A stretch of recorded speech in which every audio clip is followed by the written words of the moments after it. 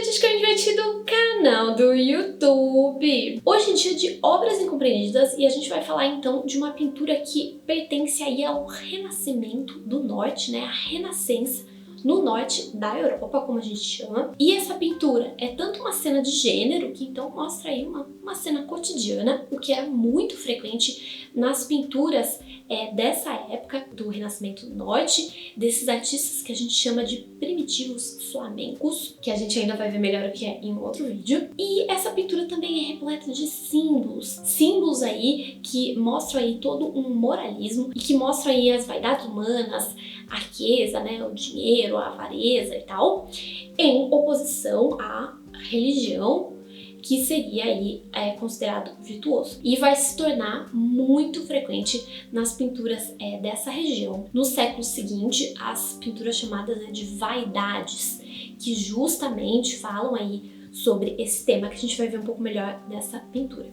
Então, de toda essa história das vaidades humanas e tal. E o título dessa pintura às vezes muda, porque na época, né, o artista não botava título na sua obra. Nós, historiadores, que chamamos a pintura de tal ou tal jeito. Então essa pintura geralmente é chamada de O Banqueiro e Sua Mulher ou O Cambista e Sua Mulher. E é de um artista chamado Quentin Metzys. E também o nome do artista aparece com várias grafias diferentes. Então quando se fala, né, nesse personagem que tá aí com a esposa como cambista, e a gente vê então do lado esquerdo o marido, do lado direito a esposa, e este homem então que seria um banqueiro ou um cambista, porque na época que essa pintura foi feita, o artista morava em Antuérpia, e toda essa região, na verdade não só essa cidade Antuérpia, que hoje fica na Bélgica, era uma região que tinha muito comércio. Era um ponto central aí entre o comércio do norte da Europa e do sul da Europa. Então tinha aí muitos mercadores,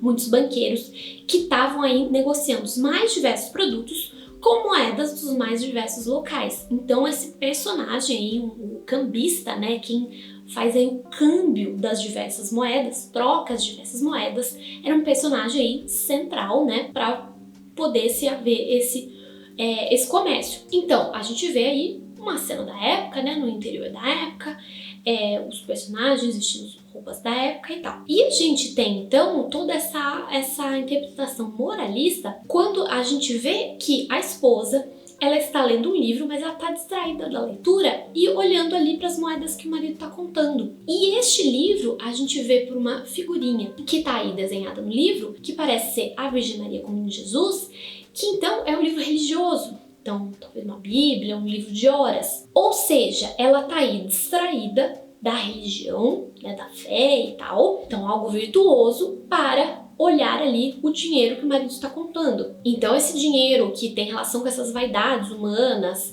com a avareza, né, com todo esse tipo de coisa. Então, o dinheiro sendo aí visto como algo negativo e a religião, a fé, como algo positivo do qual ela está se distraindo. Então a gente tem aqui essa interpretação, né, moralista, que não é legal você se preocupar com o dinheiro enquanto você deveria estar se preocupando com a religião, com a sua salvação e com a fé. E então a gente tem toda essa história da salvação e da vida como efêmera quando a gente vê alguns outros símbolos. Então a gente tem essas riquezas terrenas, né, efêmeras, né, dinheiro que acaba porque você vai morrer e você não pode levar o seu dinheiro, e daí o que importa é a fé, a religião e tal. Então a gente tem aqui, por exemplo, essa balança que o marido usa para pesar o dinheiro, que também nos lembra aí do juízo final.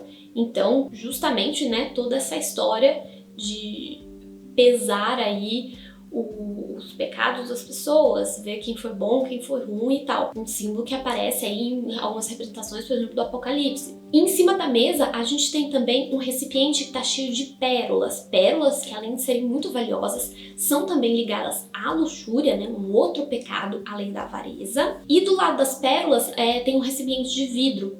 O vidro que lembra aí a fragilidade da vida humana, porque, ou seja, né, vidro caiu, quebrou. E ser humano a qualquer momento aí pode pegar uma doença, pode, sei lá, morrer, né? A vida é curta, é efêmera, ela passa. E nesse sentido a gente tem também uma vela apagada, que é um outro símbolo da finitude da vida humana. Então, que é muito frágil e que, né, apagou, foi. Sobre a cabeça do homem na prateleira, a gente também tem uma maçã, que não deixa de lembrar a maçã de Eva, lá no Jardim do Éden, lá do Antigo Testamento, né, da Gênesis, que então Adão e Eva tinham uma vida lá toda feliz e eles não morriam. Mas depois que Eva desobedece e come a maçã da árvore do bem e do mal, né, o fruto, que originalmente não é necessariamente uma maçã, é meio confuso a questão das traduções, que fruta realmente seria. Ela vai lá, a única fruta que não pode comer tá proibida, ela vai lá, pega, come maçã, dá pro Adão. Eles são expulsos desse paraíso terrestre, do Jardim do Éden,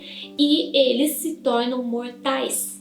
Eles vão morrer. Então a gente tem aqui uma ligação. E também essa maçã tem a ver com, né, é uma fruta, é um alimento aí que estraga, que apodrece. Então a podridão aí que também vai tomar conta do corpo de todos os seres humanos depois que morrerem. E em oposição a esses elementos que remetem à finitude da vida e às vaidades humanas, a gente tem também alguns elementos que remetem ao sagrado. Então, uma garrafa d'água, que remete à pureza da Virgem, então água, né, pura, e um rosário, que também alude à Virgem Maria, a sua pureza. E daí a gente tem também uma caixa fechada, que é uma alusão à divindade, então a divindade escondida. Por fim, também é importante a gente notar que tem outros elementos nessa obra que são bem característicos do período, então vários detalhezinhos. Então já esses objetos, a gente vê que o artista nos representa cheio de detalhes. E aqui, os artistas flamengos, eles gostavam muito de representar esses detalhezinhos, e a gente tem alguns bem legais nessa obra, além desses símbolos que foram representados com bastante cuidado.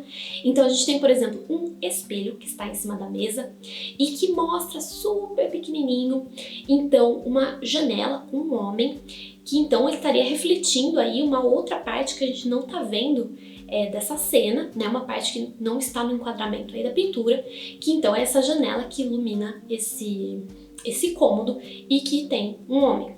E isso era muito frequente nas pinturas desse período. A gente tem, por exemplo, um exemplo famosíssimo do casal Arnolfini, de um outro artista super famoso da época, que é o Jan van Eyck, e que representava muitos desses detalhezinhos também. Então, esses espelhos eram muito comuns na época. E a gente tem também, atrás do casal, super pequenininho, dois homens conversando. Então são detalhes que você só consegue perceber realmente se você ficar muito atento à obra, porque esse tipo de obra é cheio desses detalhezinhos e que são super comuns nesse período. Então é isso, espero que vocês tenham gostado desse vídeo. Se tiverem outras obras sobre as quais vocês querem que eu fale, deixa aí nos comentários. Então é isso, beijinhos e até a próxima!